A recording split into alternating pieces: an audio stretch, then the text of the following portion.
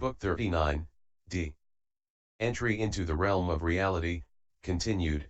D. To this Manjushri replied, a man or woman setting out on the great vehicle imbued with 10 indefatigable determinations will enter the stage of realization of thusness, to say nothing of the stage of enlightening beings. What are the 10?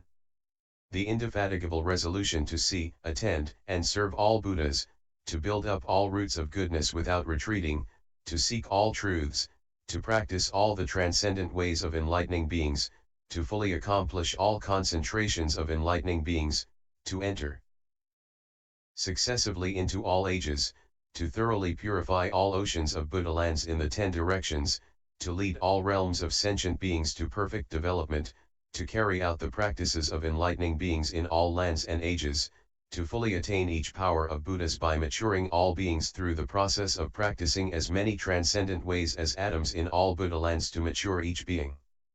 Men or women with faith who are imbued with these 10 indefatigable determinations grow in all roots of goodness, leave all compulsive, routine mundane tendencies, drop out of all social castes, go beyond all stages of individual emancipation, are born in the family of all Buddhas, fulfill the vows of enlightening beings, become pure with the attainment of all qualities of the enlightened, become clarified in all the practices of enlightening beings, develop all the powers of Buddhas, overcome all demons and challengers, progress through all the stages of enlightening beings, and reach Buddhahood. Then the monks, having heard this teaching, attained a concentration called sphere of the unobstructed eye of vision of all Buddhas, by the experience of which they saw the circles of assemblies of the Buddhas in all worlds throughout the 10 directions. They also saw all the beings in those worlds, and they also saw the various differentiations in those worlds. They also knew how many atoms were in these worlds. They also saw all the dwellings and furniture of those beings, made of various precious substances. They also heard the oceans of the qualities of the voice and the Buddhas in those worlds, and understood the various statements, allusions, expressions, mystic formulae, terminology, and concepts of their teachings. They also discerned the minds, faculties, and dispositions of the beings in those worlds, and called to mind the events of 10 lives past and future. They also comprehended the utterance of 10 cycles of teaching of those Buddhas. They also comprehended 10 states produced by mystical powers, 10 productions of guiding principles, and 10 productions of instructive statements. They also comprehended 10 accomplishments of analytic knowledge of those Buddhas. When they attained this concentration, they developed 10,000 qualities of the determination of enlightenment, entered 10,000 concentrations and purified 10,000 aspects of transcendence, having attained great illumination, being illumined by the sphere of great wisdom, they attained 10 mystic knowledges of enlightening beings. Manjushri exhorted and led them, now with soft and delicate sprouts of mystic knowledge and firm determination for enlightenment, into the practice of the universally good enlightening being. Based on the practice of the universally good enlightening being, they entered into the oceans of great vows and began to carry them out. By undertaking the oceans of great vows, and by purification of mind, they attained purity of body, by physical purity they gained physical lightness, by which physical purity and lightness they opened wide the doors to mystic knowledge and attained undiminishing mystic knowledge. By this attainment of mystic knowledge they appeared in multitudes of bodies to all the Buddhas in the 10 directions for the sake of accomplishing all Buddha teachings, yet without leaving the presence of Manjushri. Then Manjushri, having set those monks on the foundation of unexcelled true enlightenment, continued his journey to the human realm and came to a great city in the south named Dhunyakara. There he stayed with his retinue in a forest called Array of various standards of strength, to the east of the city, at a shrine where past Buddhas had dwelt, established by Buddhas for the sake of perfecting sentient beings, the repute of which resounded in infinite lands, a place where the Buddha, in the past, carrying out the practice of an enlightening being, relinquished many things that are difficult to relinquish, a place where gods, dragons, goblins, nymphs, titans, birds, centaurs, serpents, humans, and non-humans always presented offerings to the earth. There Manjushri expounded a scripture called Illumination of the Principles of the Cosmos, whence flowed 10,100,000 trillion scriptures. As he was expounding the scripture, many tens of hundreds of thousands of trillions of dragons came to him from the ocean, having heard this teaching, disdaining the condition of dragons and desiring the qualities of Buddhahood. They left the state of dragons and gained birth as celestial or human beings. Their 10,000 dragons became irreversible in their progress toward supreme perfect enlightenment. And during his exposition of the teaching, innumerable beings were edified through the three vehicles. Now the people of the city heard that Manjushri had come and was staying at the shrine in the forest. Having heard this, pious men and women, boys and girls, each a company of 500, led by Mahaprajna, the foremost of the pious men, went from the city to where Manjushri was. Then the pious man Mahaprajna, with a company of 500 pious men such as Sudatta, Vasudetta, Punyaprabha, Yashodhava, Somashri, Somanandi, Sumti, Mahamati, Rahulabhadra, and Bhadrashri, went to Manjushri, bowed their heads to his feet, circled him 3 times, and then sat to one side.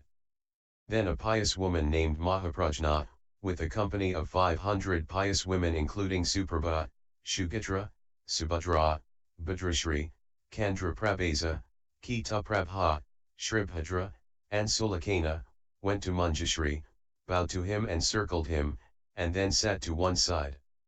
Then Sudhana, an outstanding boy, together with a company of 500 outstanding boys including Subrata, Sushila, Svakara, Suvakrami, Susanti, Sumti, Subudhai, Sunetra, Subahu, and Suprabha, went to Manjushri, bowed to him and circled him, and then sat to one side. Then the girl Subhadra, daughter of the householder Mahaprajna, together with a group of 500 girls including Bhadra, Abhiramavarta, Dresdamati, Brahmadatta, Shribhadra, Shriprabha and Suprabha, went to Manjushri, bowed to him and circled him, and then sat to one side. Then Manjushri, seeing that the women, men, boys, and girls from the city had gathered and were seated, according to their dispositions overwhelmed them with his power over appearance, soothed them with his power of great benevolence, undertook to teach them with his power of great compassion, considered their mentalities with his power of knowledge, and, imbued with great analytic intelligence, wishing to expound the truth, he observed the outstanding boy Sudhana. Why is Sudhana called Sudhana, which means good wealth? When Sudhana was conceived in his mother's womb, there appeared in the house sprouts of 7 precious substances, evenly distributed throughout the house. Beneath those precious sprouts were 7 great treasuries, from which those sprouts emerged, splitting the surface of the earth as they grew, treasuries of gold, silver, sapphire, crystal, ruby, emerald, and coral. When his limbs were perfectly formed and he was born after 10 months, those treasuries, which were 7 spans high, wide, and long, rose to the surface of the earth, opened, glittered, and shone. 500 vessels made of precious substances also appeared in the house, vessels of clarified butter, sesame oil, honey, and fresh butter, each equipped with all the necessary utensils. There also appear diamond vessels filled with all kinds of perfumes, fragrant vessels filled with various cloths, crystal vessels filled with various foods and drinks, pearl vessels filled with various jewels, gold vessels filled with silver powder, silver vessels filled with gold powder, gold and silver vessels filled with agates, crystal vessels filled with sapphires, sapphire vessels filled with crystal jewels, emerald vessels filled with rubies, ruby vessels filled with emeralds, star sapphire vessels filled with water clarifying jewels, water clarifying jewel vessels filled with star sapphires. 500 such precious vessels appeared in the storerooms of the house simultaneously with the birth of Sudhana, raining money, grain, gold, and various other valuables. Because of this great prosperity that appeared in the house by his mere birth, the fortune-tellers and priests and his parents and king called him Sudhana, good wealth. Sudhana, furthermore, having served past Buddhas and planted roots of goodness, imbued with great zeal and devotion, intent on following spiritual benefactors, impeccable in word, thought, and deed, engaged in clarification of the path of enlightening beings, heading for omniscience, having become a vessel of the Buddha teachings, his course of mind purified, had achieved an unhindered, unattached determination for enlightenment. At that point Manjushri, having regarded Sadhana, greeted him in a friendly manner and expounded the teaching to him, dealing with all elements of Buddhahood, the cultivation and attainment of all elements of Buddhahood, the infinity of all Buddhas, the successive appearance of all Buddhas in the world, the purification of the congregation surrounding all Buddhas, the achievement of the reality body of all Buddhas, the magnificent arrays of wisdom and eloquence of all Buddhas, the purification of the array of spheres of light of all Buddhas, and the equality of all Buddhas.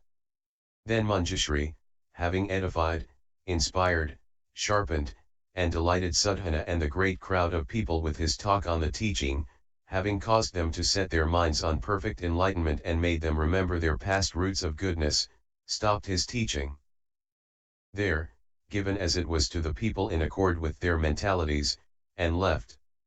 Then Sadhana, having heard from Manjushri of such magnificence of the qualities of Buddha, with the quest for supreme perfect enlightenment uppermost in his mind, uttered these verses as he watched Manjushri going. By your power, great sage, I am set on enlightenment for the good of all beings. Resolved on this, with an endless vista, hear what is on my mind. Moats filled with the water of delight, with high walls of conceit and pride, its doors the conditions of all beings, that is how the great city of existence is. Shrouded in the great darkness of ignorance, burnt by the fire of lust and hate. Ever under the sway of the Lord of Demons, the abode of the unenlightened. Completely bound by the ropes and chains of craving, made desolate by the wastelands of deceit.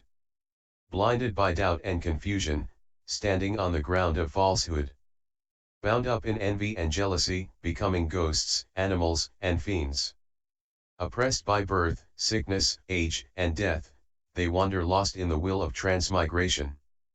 May the pure orb of your compassion for them, a sun radiating the light of knowledge, risen to evaporate the sea of afflictions, shine on me like the sun. Orb full of the power of love, radiating moonbeams of virtue, grant happiness. You give light like the full moon appearing in the abodes of all beings. Endowed with all virtues and powers, your mind is in the sky of the reality realm, instruct me. O King, with the jewel of the will of the teaching. Boldly advancing, resolute, on the vehicle of enlightenment, having developed great virtue and knowledge. Caravan leader arising to benefit all beings, protect me. Girt with the armor of forbearance, strength, and firmness, wielding the sword of knowledge in the hand of compassion. Facing the band of demons in battle, lead me to safety. O hero! Dwelling on the peak of the polar mountain of truth, surrounded by the archangels of concentration. Destroyer of the titans of affliction, look upon me. O mighty one!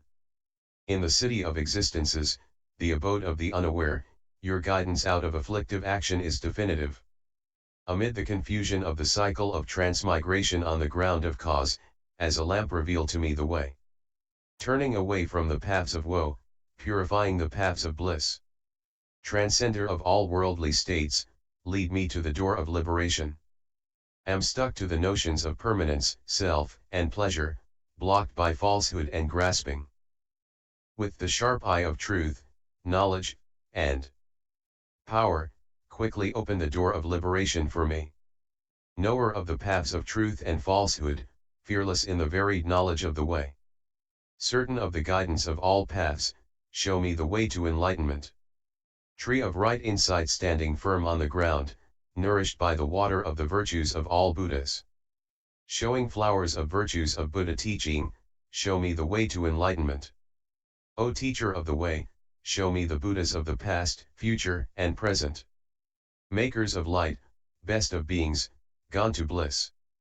Familiar with the various mechanics of action, expert in the mechanics of the vehicle of religion. Sure of the various vehicles of knowledge, show me the vehicle of enlightenment. Put me on the vehicle of enlightenment, driven by faith, studded with jewels of virtue. A globe with wheels of prayer and vows, steeled by forbearance, resting on the axle of compassion. Orb of all memory, purified, with a roof of kindness, well adorned. And a beautiful bell garland of analytic powers, put me in this supreme vehicle. Adorned with a couch of pure conduct, filled with millions of concentration ladies. With the drum of truth resounding, bring me to this royal vehicle. With an infinite chamber of the four integrative methods, adorned with jewels of knowledge and pearls of virtue. Harnessed with the finest rope of modesty, show me the chief of vehicles. It has the radiance of the pure sphere of light of relinquishment, the sandalwood of morality, the perfume of compassion. With the lance of forbearance, and is held together by firmness, place me on the supreme vehicle. It guides all beings, never turning back, its frame of meditation is set up on concentration. It is drawn by the team of wisdom and means, place me on that eminent vehicle of truth. Thou set the course and alignment of its wheels, it holds the truth steadfastly, having great power. It is well made by the dynamics of knowledge, expertly, lift me onto the vehicle of truth. It is refined by universally good action, proceeding slowly with concern for beings. Bring me to that vehicle of knowledge, of valor in pure conduct everywhere. Put me on that vehicle which cuts through all obstructions.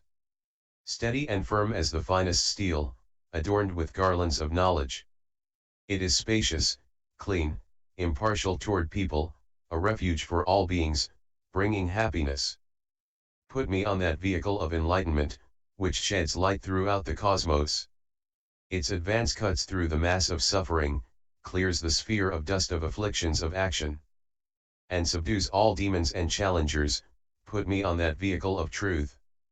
Its scope is universal knowledge, it arrays the sky of the reality realm. Bring me to that vehicle of truth, which fulfills the aspiration of all beings. Put me on that spiritual vehicle, pure and infinite as space. Unstained by the ignorance and obscurity of views, serving all sentient beings. Put me on that spiritual vehicle, swift as the wind. Sustaining the world by the wind power of vows, establishing the ground of all citadels of peace. Put me on the supreme vehicle, unshakable as the earth, carrying its cargo. By the intense power of compassion, full of knowledge, beneficial to the world. It is like the sun, giving life to the world, a concentrated orb of great lights. Radiant with supreme purity of mental command, show me the sun of knowledge. Give me that mighty thunderbolt of knowledge. O noble one, which is learned over many cons. Knows the reasons and grounds of all causes, and smashes the fortress of conditioning. As you have learned a vast ocean of knowledge, an unequaled ocean of awareness. Imbued with all qualities of Hudas, tell me what it is like. As you have highly developed vision and are graced with the crown of the King of Knowledge. Your head wrapped in the turban of truth, look into the city of the spiritual sovereign. Then Manjushri, gazing like an elephant, said to Sudhana, it is good that you follow spiritual benefactors, having set your mind on supreme enlightenment, that you think you should inquire into the practice of enlightening beings, wishing to fulfill the path of enlightening beings.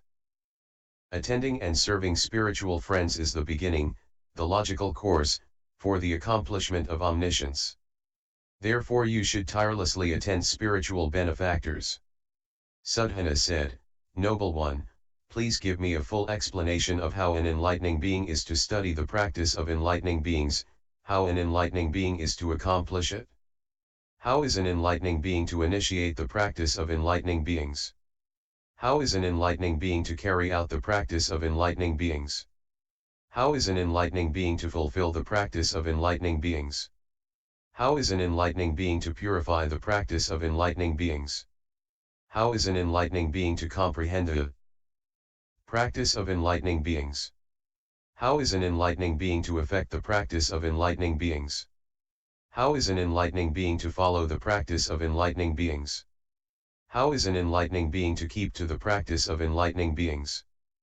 How is an enlightening being to expand the practice of enlightening beings? How can an enlightening being fulfill the sphere of the universally good practice? Then Manjushri spoke to Sadhana in verse.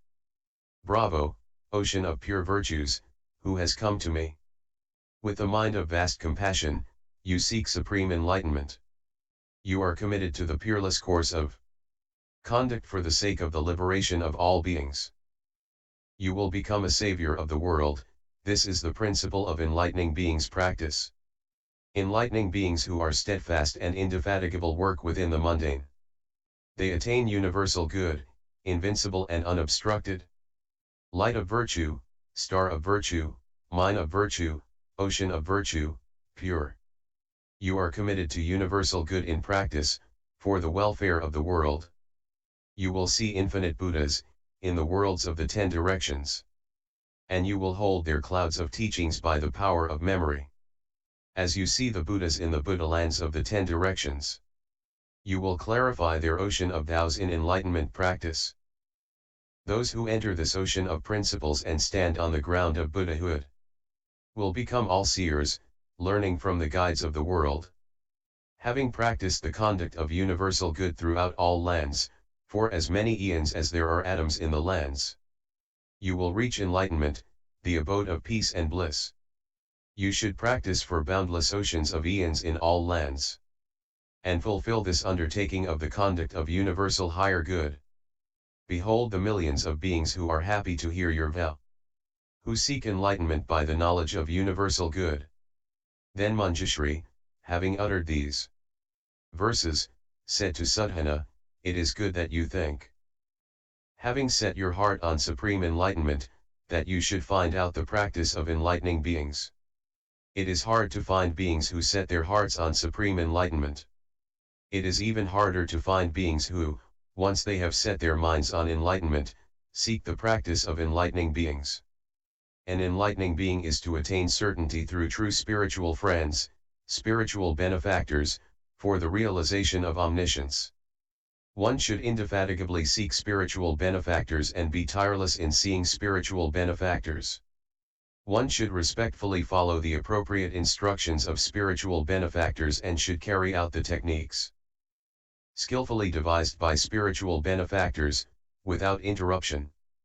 South of here is a country called Ramavaranta.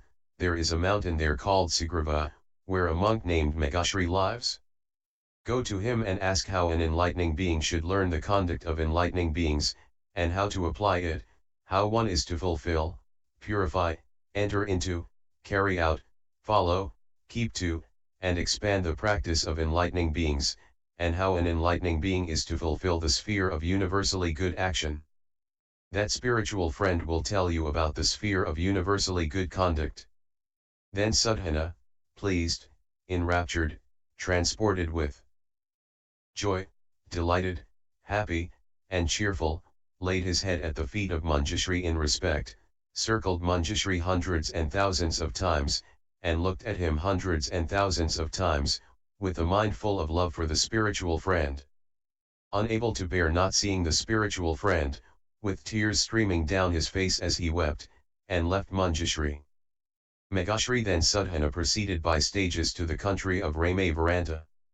Having reached Ramavaranta, reflecting on and tasting the mentally pleasing enjoyments based on higher action born of past roots of goodness, he went to Mount Sugriva, climbed the mountain, and looked in every direction for the monk Megashri.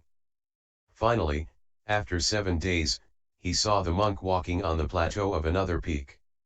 He went to Megashri, paid his respects, and said, O noble one, I have determined to seek supreme enlightenment, but I do not know how an enlightening being should learn the conduct of enlightening beings, or how one should accomplish it, or how to begin the practice of enlightening beings, how to carry it out, fulfill it, purify it, comprehend it, realize it, follow it, keep to it, and expand it, or how an enlightening being is to fulfill the sphere of universally good action.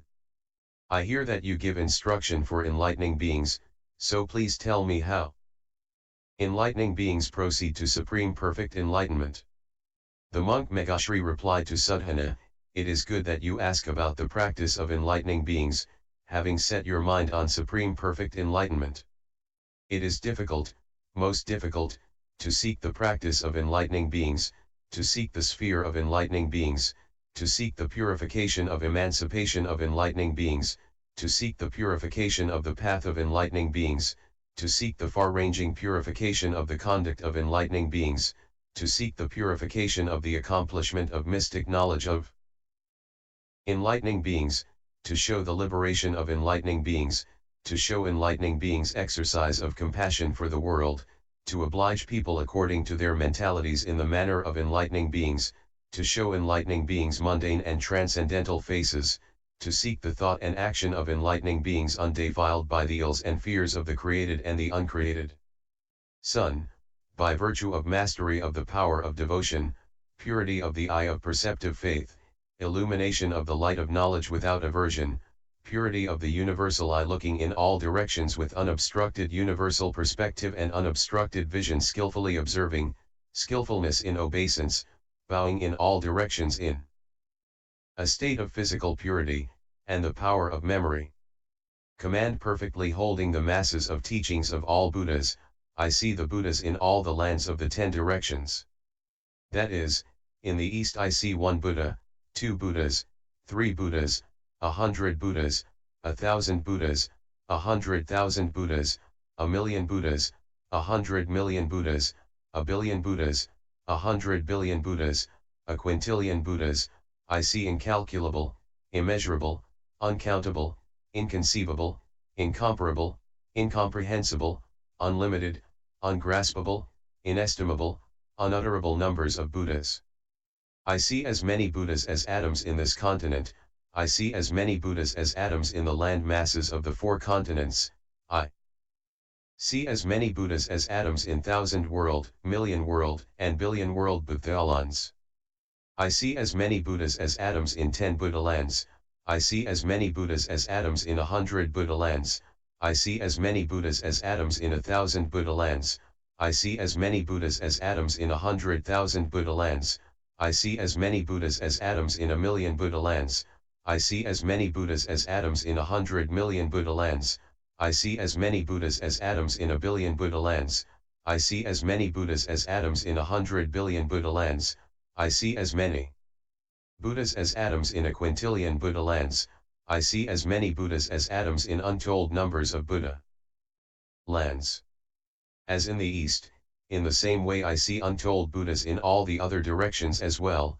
Looking in each direction, I see Buddhas with various appearances.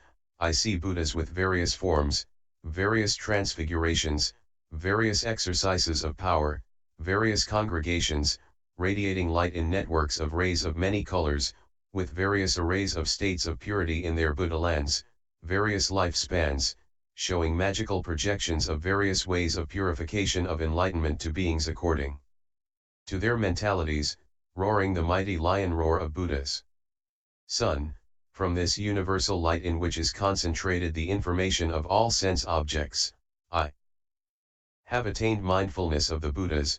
But how can I know the practice, or tell of the virtues, of the enlightening beings who have purified the sphere of endless knowledge, who have attained the means of mindfulness of Buddhas in the sphere of universal illumination, by seeing right before their eyes the pure arrays of abodes in all Buddha lands in the spheres of all Buddhas, who have attained the means of mindfulness of Buddhas in which the 10 powers are developed, by following the infinite 10 powers of the enlightened, who have attained the means of mindfulness of Buddhas in which the truth is displayed, by observation of the clouds of bodies of all Buddhas as sources from which the truth is heard, who have attained the means of mindfulness of Buddhas which is the seat of illumination of all realms, by plunging into the undivided ocean of Buddhas in all oceans of realms, who have attained the means of mindfulness of Buddhas throughout the 10 directions, by comprehending the majesty of projections of all Buddhas in all microcosms, who have attained the means of mindfulness of Buddhas in all ages,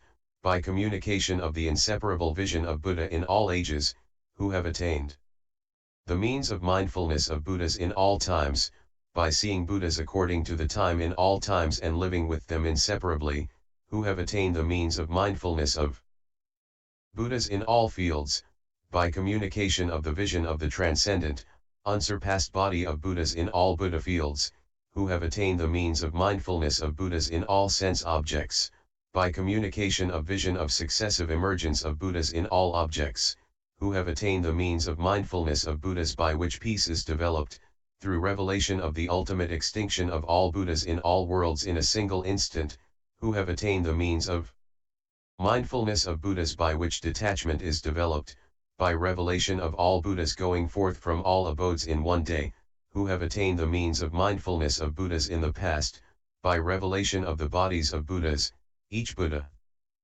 sitting cross-legged filling the cosmos, who have attained the means of mindfulness of Buddhas in the minute, by entering into the service of untold Buddhas appearing in a single point, who have attained the means of mindfulness of Buddhas in supernal manifestations, by communication of visions of mystical displays of attainment of enlightenment in all worlds in one instant, who have attained the means of mindfulness of Buddhas in religious actions, by attainment of the illumination of knowledge of the miracle of all Buddhas coming forth and teaching, who have attained the means of projected mindfulness of Buddhas, by apprehending appearances of all Buddhas seen as they wish, who have attained the means of mindfulness of Buddhas in deeds, by showing reflected images according to the deeds that all beings have done, who have attained the means of mindfulness of Buddhas in mystic projections, by means of the ubiquitous manifestation of visions of tremendous projections of Buddhas on lotus blossoms blooming in all phenomenal and noumenal realms, who have attained the means of mindfulness of Buddhas in space,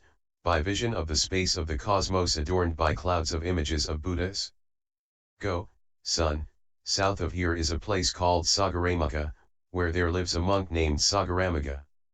Go to him and ask him how an enlightening being is to learn and accomplish the conduct of enlightening beings.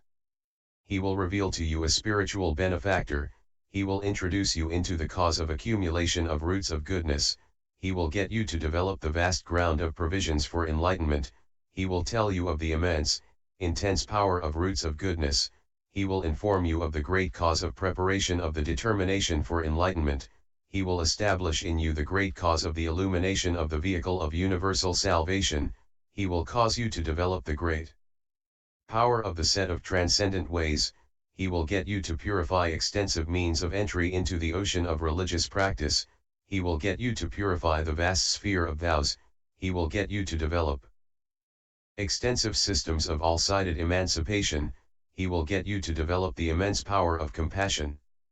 Then Sudhana paid his respects to the monk Megashri and left.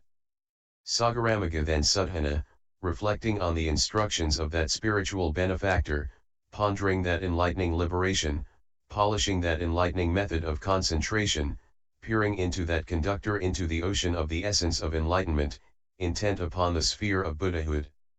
Seeking that direction to the vision of Buddha, thinking about that ocean of Buddhas, remembering the succession of Buddhas, following that approach to the means of enlightenment. Looking throughout that sky of the enlightened, went gradually to the monk Sagaramaka in the region of Sagaramaka. When he got there, he paid his respects to Sagaramaka and said, O noble one, I have set out for supreme perfect enlightenment and want to enter the supreme ocean of knowledge, but I do not know how enlightening beings get out of the host of worldlings and into the host of the enlightened, emerge from the ocean of the mundane world and enter the ocean of omniscience, die away from the state of ignorant sentient beings and are born in the family of Buddhas, withdraw from the stream of the mundane world and follow the stream of enlightening practice, escape from the will of transmigration in the mundane world and turn to the will of practice and vows of enlightening beings, destroy the gang of all demons and make manifest the light of the host of all Buddhas, evaporate the ocean of craving and increase the water of great compassion, close all doors of decadence and miserable states and evils which are inopportune for enlightenment and open the door of heaven and nirvana, break through the door of the city of the mundane and enter the door of the city of omniscience, give up craving for all luxuries and give rise to the determination to care for all being. To this Sagaramaka replied, It is good that you have set your mind on supreme perfect enlightenment. The will for enlightenment is not developed by people who have not planted roots of goodness, the will for enlightenment is produced by those who have attained the illumination of all-sided roots of goodness, who are illumined by the light of knowledge of concentration on the path containing the means of enlightenment, who have accumulated a vast ocean of virtue as provisions for the path to enlightenment, who ceaselessly practice all that is pure and good, who tirelessly apply the methods set up by all spiritual benefactors, who are not worried about their physical subsistence, who are free from clinging to material things, whose minds are equanimous as the earth, without high or low, who are by nature compassionate and friendly, who face up to all states of being, who seek the sphere of those who realize thusness.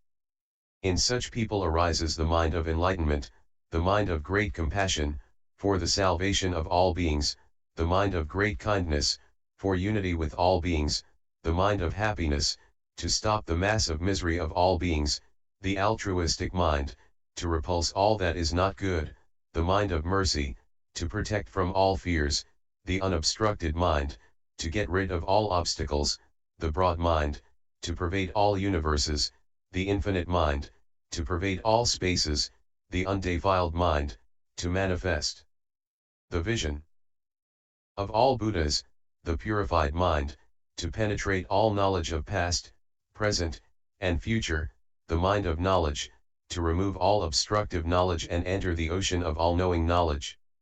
Son, I have been living here in Sagaramaca, ocean door, for 12 years, having focused my mind on the ocean and kept it present in my awareness, reflecting on the measureless vastness of the great ocean, its pure clarity, its unfathomable depth, its gradual deepening, its variety of deposits of precious substances, the measurelessness of its body of water, its infinity, its being the dwelling place of various immense creatures, its being covered by great clouds, and how it neither increases nor decreases.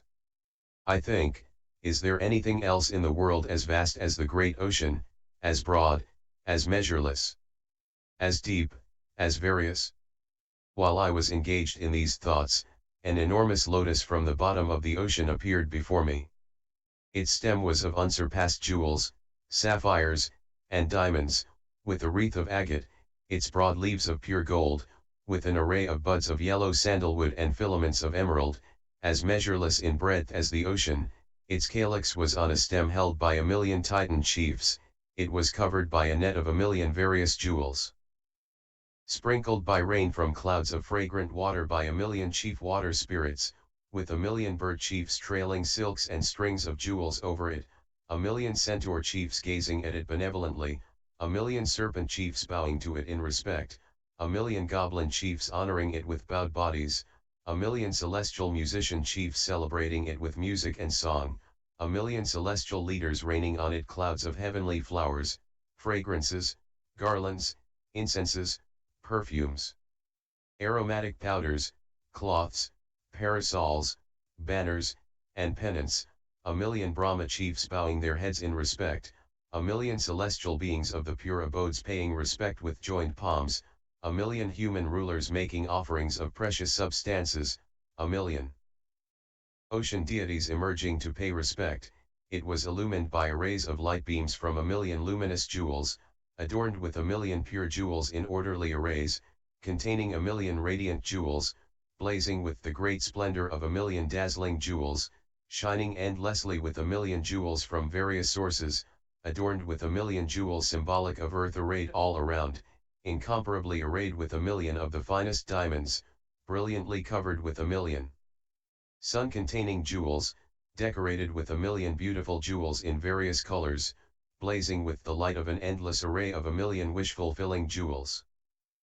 That great lotus is born from the transcendental roots of goodness of the enlightened, it appears everywhere, directed to the will of enlightening beings, it comes forth from the principle of illusoriness, it is produced by pure deeds, it is adorned by the principle of the state of non-contention, it is a presentation of the nature of being equal to a dream, it is marked by the principle of non-fabrication, it accords with the principle of non-attachment, it pervades all universes everywhere, it is in the realm of illumination by the light of the sphere of Buddha.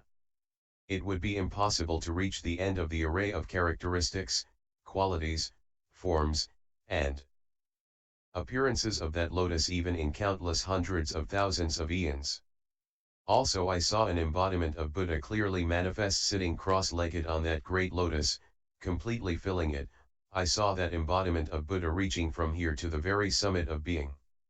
I also saw the inconceivable adornments of the Buddha's throne, the inconceivable adornments of the Buddha's congregation, the inconceivable adornments of his aura of light, his inconceivable marks of greatness, various embellishments and inconceivable majesty, the inconceivable projection of Buddha, the inconceivable purity of appearance of the Buddha. I heard the Buddha's inconceivable eloquence and drew near to the inconceivable infinity of Buddha's power, the inconceivable purity of his adornments of expertise, and his inconceivable accomplishment of the power of analytic knowledge. I recalled his past consummation of practices as an enlightening being. I saw the inconceivable transformation to the attainment of enlightenment, heard to the inconceivable array of senses conveying universal insight, and saw the inconceivable infinite division of his body into left and right, and his consummate attainment of physical being beneficial to all creatures.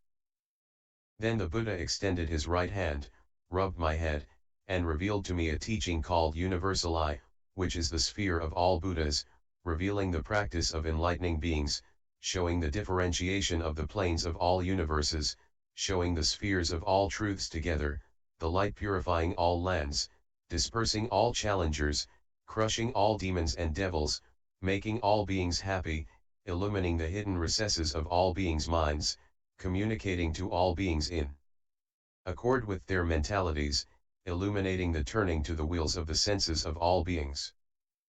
Continued, E.